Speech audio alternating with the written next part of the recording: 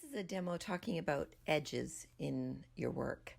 I'm painting on top of a 3-value underpainting or brunaille that I created last week with burnt umber and titanium white. Okay, so to start, I'm just going to use a bigger brush, and again, I always squint my eyes. I'm always squinting my eyes. If I'm squinting my eyes and I'm looking at my subject matter, I'm going to see that I see more detail in those bushes in the foreground. Can you guys see that when you look at that picture too? Because you can see some of those little lemons poking out. You can see more of the highlight. In the distance, it blurs more when you squint your eyes. It's just more fuzzy looking. That's important because you don't want to paint every single leaf, especially in that background. But the first thing I want to do is I want to paint some of my darks. And I have a bunch of pots too that I'm going to put in, but I don't need to paint those perfectly because again, I want my detail and focus to be on that fountain. So I'm going to put in those pots first. For me, I see them as being a mixture of brown and red, maybe with a little bit of yellow mixed in. And I can leave some of the darks I already had since I already painted some darks there. And I'm finding them to be warmer, color temperature wise, to me anyway, on the right side. And I'm seeing them as cooler color temperature on the left. At least the first few. So to cool down anything, I can always just add white. The minute I add white to something, it cools down that color temperature for me. The tops of the pots are all I'm really doing right now. I might do a little bit of detail on one of them here or there, but I just want the hint of the pots without giving a ton of detail. Because the minute I start adding too much detail, then your eye is going to go right to those pots. And for this example, I'm simplifying still.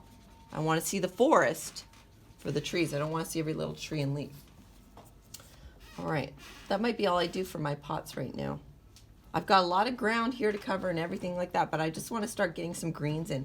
And to start, I've got these shadows that are on this bottom half of those foreground trees. Those are my darkest darks, along with some of the darks that are going to be around my fountain to really help pop out my fountain. So for those, I'm going to take my green. I've got that Viridian green. I'm going to add some blue and brown. And I'm going to get a really dark color with that. So I don't need to add the yellow there. The yellow would be a very light value that would just absolutely lighten up that green. And right now I want it to be very dark. Here's a tip about value. I find if I have at least 3 values in any area, that's going to give it more depth and make it seem more 3D. Okay, so right now I'm starting with the darker value.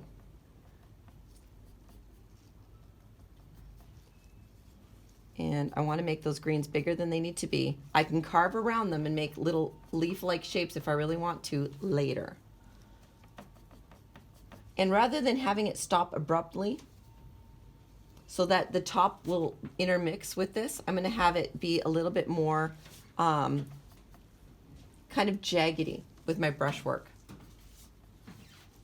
Okay, and now I'm going to go in and I'm going to look at where my dark values are in that background, and because I want this really nice dark value to stay there, I'm going to start painting those in that dark green as well. So I always paint my darks in first, usually. I can go back in anytime and add more darks again, but I'm just doing this really roughly and in a big way. I can go right over top of parts of my sculpture because I can paint those back in. Remember I said before, we don't want to have a really super detailed drawing because we're just going to obscure it anyway. That's what I'm talking about right here.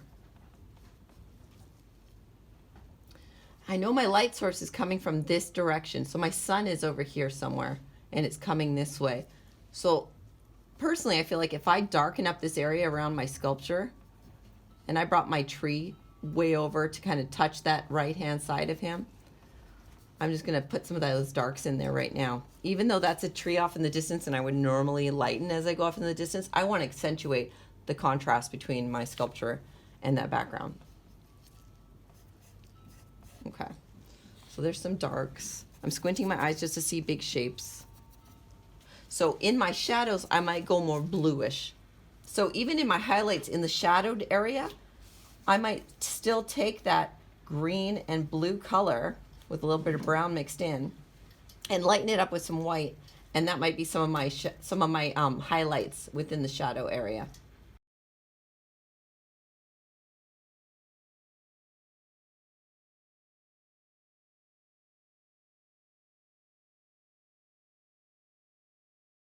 But I'm going to want to focus some of that warmth in this region. And if I squint my eyes, I'm just going to start with my blue and my yellow mixed together, with maybe a touch of the brown just to help dull it down a little bit. If I just do the blue and the yellow, it's almost too warm. So I'm just going to fill in massive areas of color here first to start.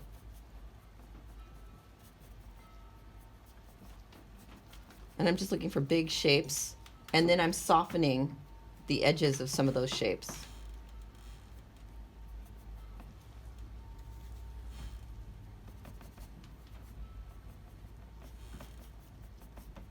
And by softening with acrylic paint, what I have to do is I have to lay down some color and then flick my brush up off the canvas like a plane taking off the runway. Unless that paint is still wet and it will soften up on its own, I have to make it feel like it's kind of starting to disappear a little bit by using that dry brush technique. I push and wiggle that paint into that brush, and then I can just kind of flick it up off the canvas like a plane taking off the runway is one way.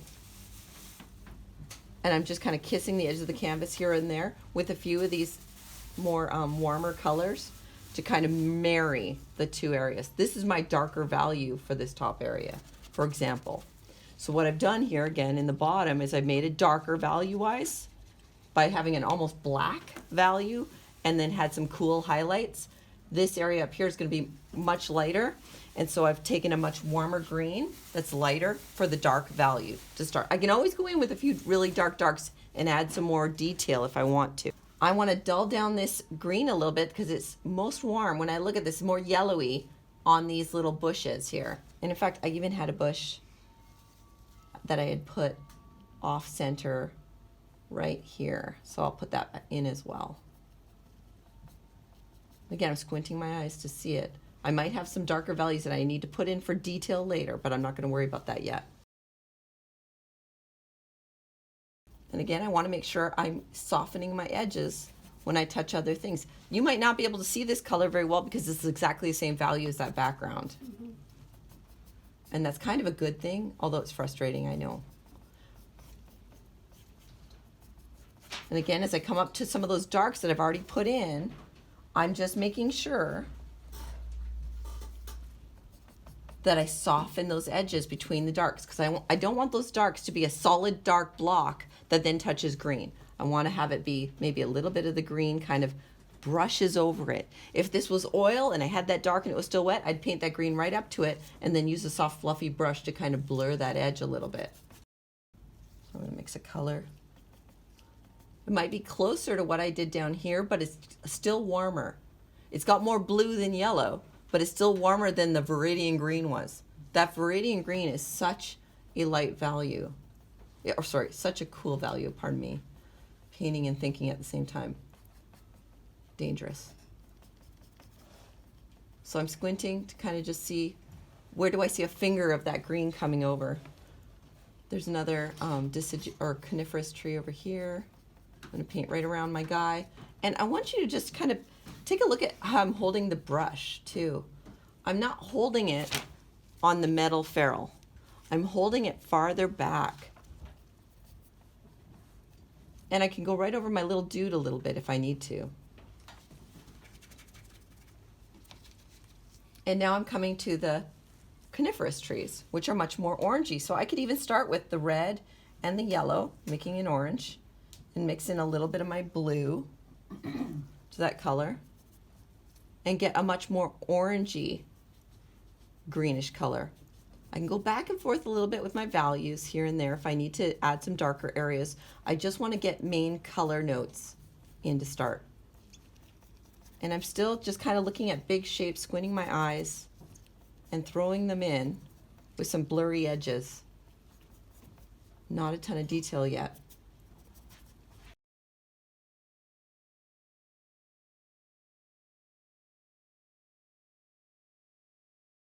There were some darker values in here. I can put some of these back in now. I'm going to go back and forth a little bit with a few different values. And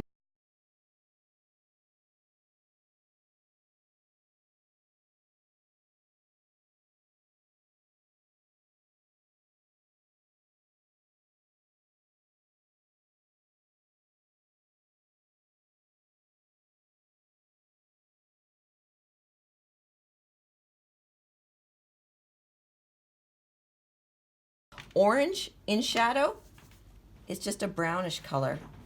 So I can take my orange and add brown to it. And that might be my little lemons in shadow. So I'll just have a few of them here and there. Maybe a few together. Maybe you just see part of one and then maybe one sitting on its own. The key when you're doing things like oranges, apples, or lemons in a tree or anything that has or flowers in a field is not to have them all 1 inch spaced apart and have them be like little chicken pox. What you want to try and do is randomize it. And it's harder to do than it sounds because as a human being, we want things to be more kind of symmetrical and evenly spaced and about the same size. So I have to force myself to kind of go in and say, no, I want them to be different sizes. And I want them to have a few that touch. I can't have any water in this color, and I have some water in this color. When I have water in that color, then suddenly I can't see it. It disappears because it becomes a lighter value because it's more transparent.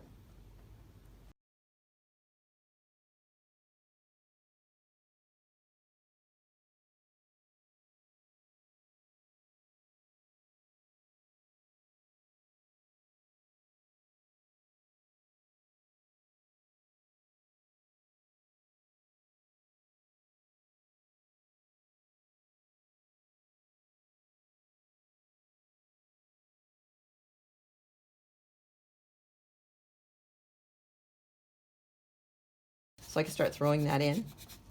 And what can be helpful sometimes when you're painting a vast area is to have different colors of the same value that are very similar. They don't have a huge change in terms of how vibrant they are. So I'm not going to have like a bright blue that's the same value as this kind of greenish brownish gray mixed in here, but I might at times when I'm mixing my color make it more brownish or more yellowy or more greenish.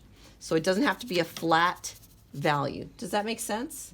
It doesn't have to be exactly the same color throughout. It could have more green in some places. Like when I put this, it's hard to see from there, I'm sure. This color that I just laid down next to that is more brownish. If I mix it again, maybe I'll make it more bluish.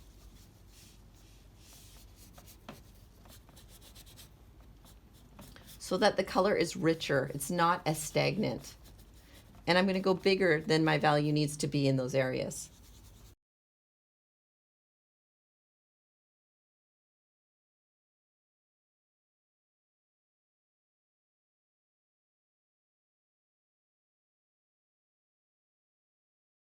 And rather than painting those tiles as little individual tiles, I'm just going to go in and create little lines of some of the bluer gray that's a little bit lighter. There's not a lot of it. There's just little bits here and there. But I don't want to create every single tile. Instead, I just want to give the hint of the tiles.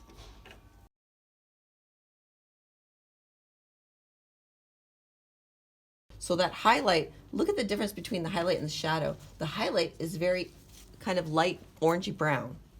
So I'm going to take that orange and white. It's going to be very little orange, mostly white. Maybe a tiny touch of brown, and take a look. Squint my eyes. Gosh, that's pretty close. Let's start throwing it in. As I come towards my ground, I'm using my brush kind of more parallel to the canvas because I'm an acrylic painter here on this painting. And I'm just going to add little areas. See, look at this bush here. As I go around it, I can kind of carve it gently to give it a little bit of a bushy shape. I've put a hole here that's big, a hole that's small, and I've created some kind of triangle-y shapes on the edge of it to give it that negative space around that tree. So I'm not always painting the positives.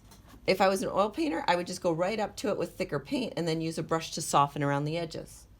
That's the nice thing about working with oil. You can do that later. But for me, I have to dry brush it a bit more.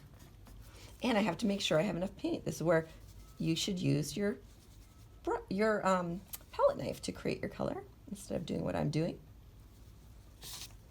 In places, maybe I'll make the color a little darker, especially as I come down farther on the canvas. I'll let it be a little bit lighter up at the top. And again, I'm going near a bush. This time I'm going from right to left, and I'm right-handed.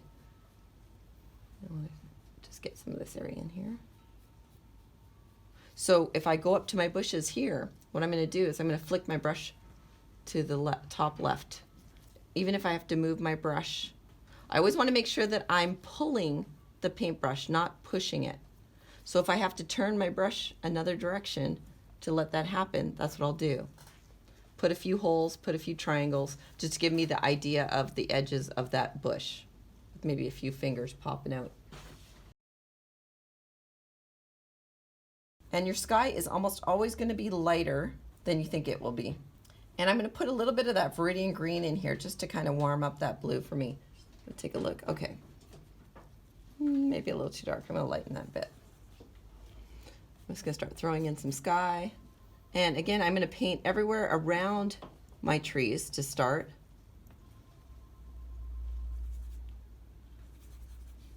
And then I'll carve into and around the trees here in a minute. So I'm just going to go around the trees to start. This would be how I paint with oil and acrylic. And then I'm going to take that brush, push and wiggle it, wipe off any extra paint from my acrylic painters, and soften up the edges a little bit by dry brushing around the edges of those blues. I'm squinting my eyes to see where I see the biggest bluey shapes.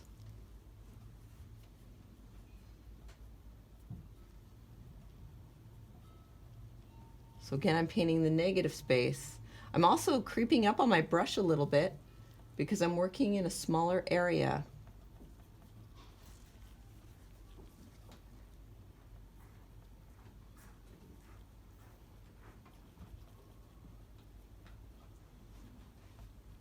So I want those edges around the trees to be a little softer, not hard edges. If I make them super hard edges and really detailed, your eye is just going to want to go there and linger. I don't want the eye to linger there. I want the eye to focus in on the more high detailed area that I'm going to paint here in a minute. And I don't know if you guys are noticing this. It's not exactly like the sample paint, like the resource, right? It doesn't have to be.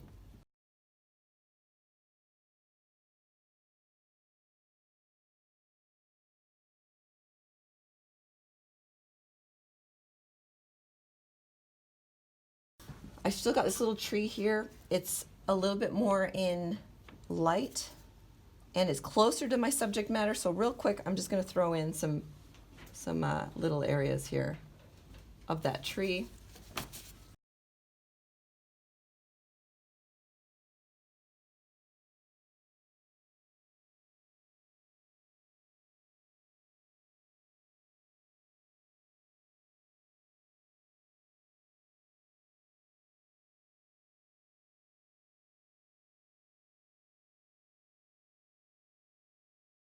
Okay, so for my sculpture, I have a lot of greens and a lot of browns surrounding this sculpture. When I look at my sculpture in my shadows, to make it stand out so it doesn't totally disappear, I can add kind of a bluish shadow. So I'm going to go mostly grays, but my shadows for my sculpture, I'm going to go in and add a bluish gray. So that's blue and brown mixed together. I'm going to start painting some of those shadows in with a mixture of blue and brown, more blue than brown. I'm going to make sure I got all the darks that I need to have in there for that sculpture. I can always put the lights in on top later, but I want to have those darks. And I'm not going to be doing hyper detail in here, you guys. I don't want it to be a hyper detailed painting. I want this to just be the impression. So I'm not going to spend hours on the detail. So the color for my highlight is going to be that mixture of gray, brown and blue, but mostly brown, and a tiny bit of yellow to warm it up. And the bulk of that color is white.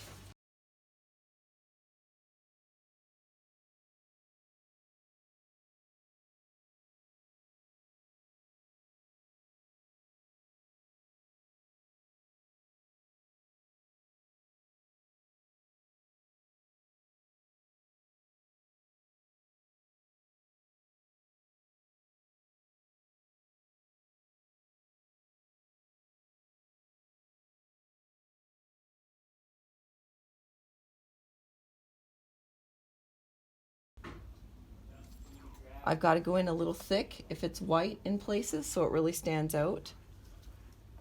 Again, I could do more detail in areas than I have here. I might have to go back and forth and reapply some of my darks if I kind of went too big. But I don't need a ton of detail. As long as I have the basic shapes, it'll read the way I want it to, usually.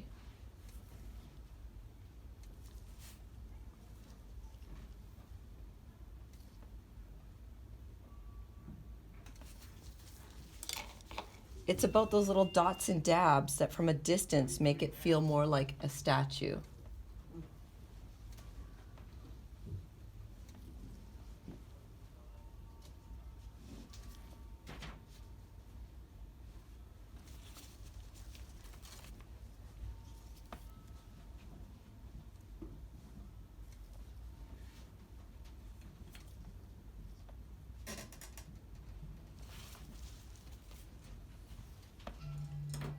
This is where, if you want to do a lot of detail on something, slow down.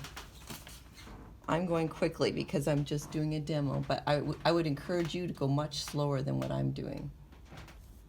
In the studio, I would always go much slower than this. Then I'd take my time, stare at my subject matter, then go back to the painting. Spending more time looking at my subject than I do my painting. So I can really try and see where's there a triangle for the crook of her arm.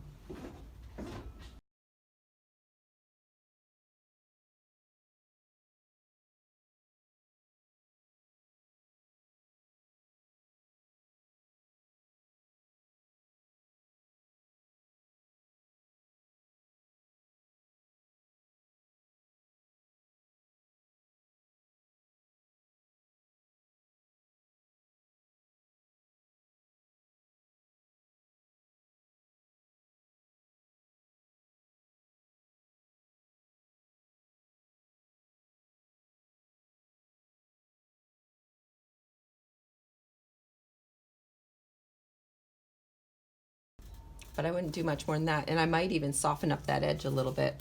So I'll take my dry brush and just kind of blur it just a smidge.